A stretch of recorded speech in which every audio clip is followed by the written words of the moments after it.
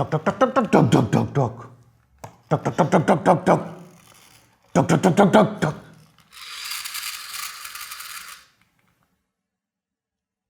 Leaks have become part and parcel of this industry, right from YouTubers getting hands-on products accidentally or pictures accidentally, to sometimes YouTubers shooting pictures of phones on their own desk and claiming, oh my god, these are leaked images, I would say, just because that's what the brands want them to say. We've seen leaks of every single kind. Now the Mi 11 Ultra has leaked and a Filipino YouTuber, Paul TechBuffPH, has managed to get his hands on the phone. He did an entire video that sadly got taken down by, I'm guessing, Xiaomi. Thankfully, the good folks over at XDA anticipated this takedown and managed to mirror it for our viewing pleasure. So today in this video, let's see what Xiaomi's Ultra has in store. And believe me when I say this, it's kind of like Samsung's latest Ultra in many ways. So hey guys, Ash here, you're watching C4E Tech, and if you like this video, thumbs up, subscribe, comment, all that good stuff. So let's jump to the Mi 11 Ultra. First off, no surprises, it's got the Snapdragon 888 chip, with the Mi 11 being the first phone to come out with that chip, and I've been super surprised if Xiaomi went with anything else here, a MediaTek Dimensity 1200 or whatever. It just doesn't make sense, and it's too early to see a 888 Plus. So hey, 888 is the logical choice, and that's what they've gone with. But this doesn't mean that the Mi 11 Ultra is devoid of surprises. What I was super surprised about, now guys, remember this Meizu phone? See this tiny display to the back? If you remember the model, let me know in the comments. Now Xiaomi has brought that back with the Mi 11 Ultra. Now we get a 1-inch display near the rear cameras, which is supposedly AMOLED too, and it can mirror the entire interface. It should be very useful if you want to take a selfie with the rear camera or even video calls via the primary. Now I'm happy to see brands taking chances again. The same old stuff over and over gets boring, like C4E Tech. It's good to see brands like Xiaomi try new things. It's got me excited about all this again. That's what she said. By the way, the fact that Xiaomi has a rear display which can mirror the screen does not mean that they've cut out the selfie camera. So we still have a 20 megapixel sensor, there's still a hole punch to the front, just like we've seen with the Mi 11. So what they are doing here is they're offering us choice, and that's always a great thing for us end consumers, right? Now you don't have to you're not forced to awkwardly use that small display for Zoom calls or anything. You get to pick the one that you want to use.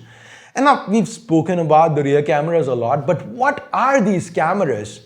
What sensors are they using? Now at first glance, this setup looks a lot like the Poco M3's panel, doesn't it? Of course, without that ugly branding, well, it's kind of like that, but also a lot more. There are 3 cameras. The primary is a 50 megapixel snapper, then there are 2 48 megapixel snappers, one for ultra wide, one for telephoto.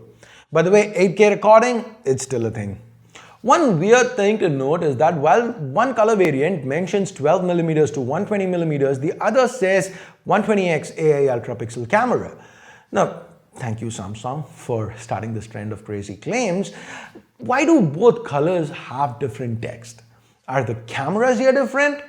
That seems to be highly unlikely. It seems to be more of a prototype thing. And if that's the case, hey Xiaomi, I like the 12 120mm text a lot more than the 120x AI ultra pixel camera, which just makes me sad because of ultra pixel HTC, all that stuff. Memories, any which ways, if anybody can. I mean, can you guys actually remember HTC's ultra pixel fiasco overall?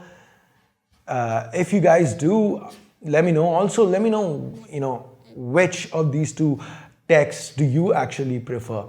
So the 30 people watching, yes, the 30, what do you think? Which text do you prefer? Leave a comment down below. Now TechBuffPH did share a few samples, but can't really say much from these. Now other points worth mentioning are that the Ultra seemingly has a 6.81-inch panel, which is exactly the same size display as the Mi 11. Guys, I don't think Xiaomi can go larger than the Mi 11 because we don't really think of it that way. But here's the Mi 11 side by side with the S21 Ultra. Now if you can see, they're very similar in size.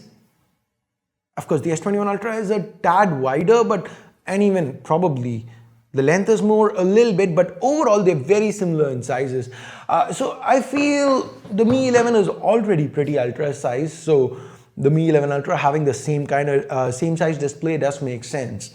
and it's supposed to be Quad HD plus 120Hz AMOLED, just like the Mi 11. Now, TechBuff PH also claimed that the refresh rate should be variable, which should have a positive effect on battery life. Talking about which, it's supposed to have a 5000 mAh battery under the hood that's about 400 mAh higher than what we find on the regular Mi 11. The charging speed 6 to 7 watts, both wired and wireless. Mi 11 had 55 watts. Now, Xiaomi did omit the inbox charger with the Mi 11, but after a lot of blowback, they did end up offering people a free charger if they wanted to when they bought the Mi 11. But now Samsung with their S21 series, they've kind of made the lack of chargers, inbox, more of a mainstream thing. So I don't see Xiaomi bringing it back with the Mi 11 Ultra. So I don't see them rolling back and letting go of those profits. Now, other interesting tidbits include 10-watt reverse wireless charging, IP68 water and dust resistance, stereo speakers tuned by Harman Kardon, and of course, since the chip is 888, there's 5G support. The software on board is MIUI 12.5, and we'll soon have a video on what new features 12.5 brings to the table that you're gonna be copying from Bebomb. Guys, I don't know, I've been doing MIUI top features since all the way back, since MIUI 4, MIUI 4, 5, 6, 7, everything. So how is it a copy? Whatever, I don't give a f. So that's basically everything we've gotten to know about the Mi 11 Ultra. Given the leak in multiple sites like XDA and GSM Arena, they've carried the news already. I think Xiaomi will have to announce this phone sooner than later. And once they do, once I manage to get my hands on it, I will have a totally honest review for you guys. So yes, that's pretty much it. A big thank you to these sites. Credit to TechBuff PH. I'll leave a link to his channel in the description. Do check it out. Now, what do you guys think about the Mi 11 Ultra? Personally, I like the build. The camera bump feels a little too big, but given that it's got periscope internals and a display there, which is very intriguing, I do understand why the bump had to be bigger. And I really like the fact that Xiaomi did not go for numbers. They could have crammed in 2 stupid macro and depth sensors and called it a penta camera setup. Glad they chose not to go that route.